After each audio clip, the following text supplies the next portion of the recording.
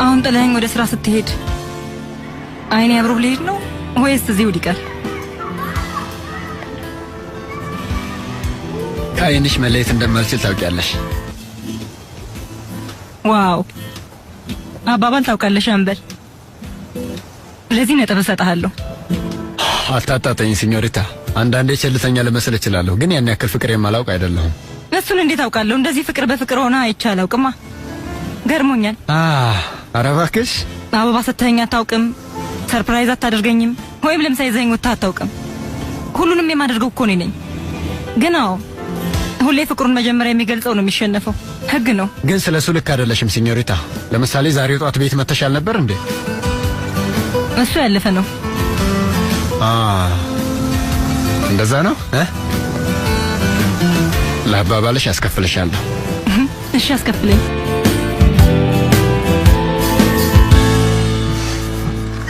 ይኸውልሽ ሲጀመር እዚህ ቤት ስላኖርኩሽ ራሱ ልታመሰግኝ ነው እሺ የሚገባው።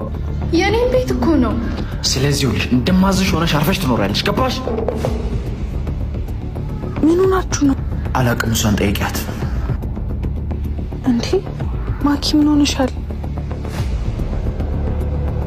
ምን ሆኖ ነው? አላቅም። ከቅርብ ጊዜ ወዲህ ጸባዩ ተቀያይሮብኛል። ምን ነው? ምን አጋጠማችሁ? አላቅም፣ ምን እንደሆነ አላቅም። ይጮሃል፣ ይቆጣል። በቃ ትዳሪ ተበጥብጧል። ምን ላድርግ ሀኒ? ተይ እንጂ ማኪ፣ ትዳር እኮ ከእግዚአብሔር ነው። አንቺ ብቻ ወደ ፈጣሪሽ ለምኝ፣ ሁሉም ነገር ይስተካከላል። ግን አስራትሽን እኔ ፍቅር ሳልጠይቅ ደግሞ ከተጋባን እኮ 6 ወር ሆነን።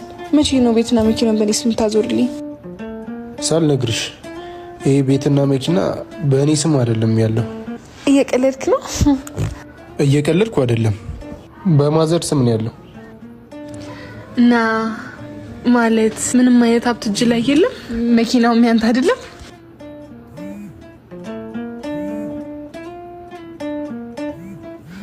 ቤቱም ያንተ አይደለም?